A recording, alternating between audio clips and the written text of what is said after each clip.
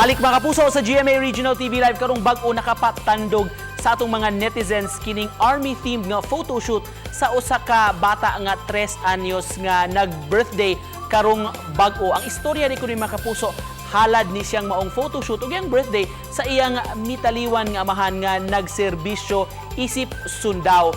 Pakisayran ta mga kapuso ang istorya kabahin niini kay makauban nato ang inahan sa maong bata, si Ma'am Mary Jean Navalta. Good morning, Ma'am Mary Jean. Good morning, sir. Good morning, Regional, GMA Regional TV. Daghang salamat, ma'am, sa pag-uban kanamo karong buntaga. Unsay reaksyon nimo, Ma'am Mary Jean, dihang nahibaw-an ninyo, nasayran ninyo nga nag-viral kato inyong konsepto sa birthday party sa imong bata, ma'am? Actually, sir, wala pa gyud ko katuoan to kay nagsugod bagod to atong sa ato looking for mommy staff nga page. Dayon, ako na to siyang gi-share, sir, bakit para pud ang ubang mommies makakuha silang idea. Nya kay lahi naman day ang gibati ug unsa ako gibati, sir, lahi mao pud ang ilang gibati di ay nga murag na ay meaning ang kadto nga kwan, sir, ba mo tong daghan jud kaayo ang naka appreciate sa among photoshoot nga gihimo. Request siya nga gusto daw siya pareha sa iyang papa nga magsuot lagi daw siya uniform. So mo to nga nakakuha kog idea nga sa iyahang upcoming birthday, military team ang ako ang ikuan din. I don't know kay murag na overwhelmed lipay kay siya sa katanan, sir, sa pagpatahi sa uniform kay ihalagong suoton nga wala pa na man.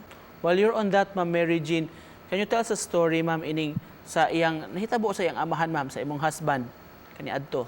Lahi na gid ako ang gibati anang pagkagabi, sir, kay kanang nadamguhan manggud nako siya nga ning uli. Kanang nanawag ba nga magpa-abri siya pultahan. Din mo to nga pag gumata na ning lantaw ko sa ako ang anak, din ning kalit magtulo akong luha, which is that time di ay, sir, nga patong nadamguhan ako siya nga ning uli siya is patay na wala na siya adto, nabugtuan na siya adto nga time. Then ito nga pagkabuntag sayo wala pa jud ko nakahibalo adto, sir, nga nanay lahi na ang nahitabo kay anang pagkagabi pamanggod nagsige og kontak sa iyang mga senior.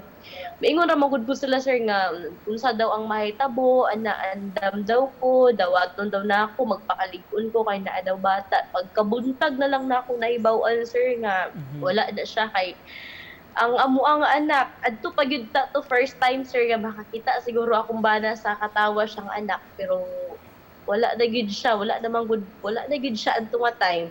Kay ning bahakhak mong gud ang bata og katawa, sir, oy naglantaw sa bagpak sa iyang papa din wala nang pud ko pero nakuyawan ko. Kay as in di pa siya sa katanan nga murag naa siya nakita. Din mo to nga gitawag na ako akong mama. Ingon na ako mama nga anang kuan lang daw kanang anghel lang daw. Mo to nga pagkataod-taod naka-receive ko og tawag gikan sa TAN-IB nga commanding officer nga nag-condolence na sila. Anita sa imong anak nga si Yunjero, ma'am, giunsa nimo pag-introduce ang iyang amahan kaniya o nakaingon ka sa ka-interview nga perting liwata ra ba kuno sa iyang papa? Yes, sir. Kartig yung liwata, sir. Atong kuan gyud, sir, is hasta ako dili magud ko kadawat atong una, sir, bago tong weekly na lang gyud mi naglaag sa iyang papa kay kuan raman mabiyahe ay mas duol naman sa amo agud ang gidugnan sa iyang papa. Luto nga gikan siya sa baby pa siya adto na mi dito every week gyud, sir, murag 3 times a week siguro ing ana. At 3 years old, ma'am, interesado na siya sa konsepto sa military, sa pagkasundaw. Open po ka, ma'am, ani pohon? Gusto gud daw niya, sir, nga mahimo daw nga pareha sa iyaha. Gusto daw niya nga iyahang anak mag-PMA na lang lagi daw. Kay dili daw lalim ang kinabuhi nila dito sa bukid. Dili daw lalim ang ilahang mga kaagi mo nang dili siya gusto nga maagian sa iyahang anak ang kakaapoy nga gi-sakripisyo sa mga sundalo. Although 3 anyos pa karon si Yunjero, ma'am, pero puhon siguro makita niya nga interview sa may imong mahatag nga mensahe sa imong anak.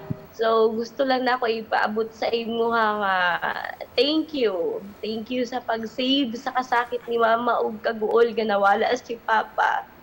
Thank you sa paghatag ug rason nga baka padayon si mama sa kinabuhi bisan man tuod naabot si mama sa time nga maghikog siya nga gusto na niya ko tuloon niyang kinabuhi kay tungod nawad anong pag-asa si mama. Pero gihatagan nimo si mama og rasunak nga magpakalig-on kay tungod na apa ka. Kung doon na kay mahatag nga mensahe, inspirasyon sa atong mga viewers, ma'am, kani mga kasinati og mga problema, siguro nawadan og paglaom, unsay gusto nimong ipaabot ngadto kanila?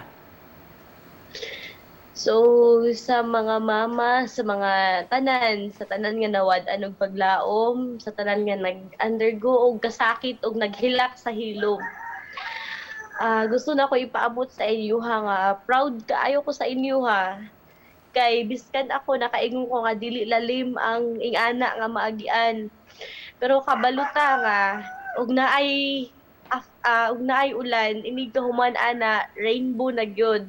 Thank you so much, ma'am. We learned so much from you karong buntaga sa imong determinasyon, kalig-on, og ang imong inspirasyon karong panahon. Daghang salamat, ma'am, sa pagpaambit niini sa atong mga viewers. Mga kapuso, gikan sa Pagadian City, si Ma'am Mary Jean Navalta. Salamat, ma'am. Thank you, sir.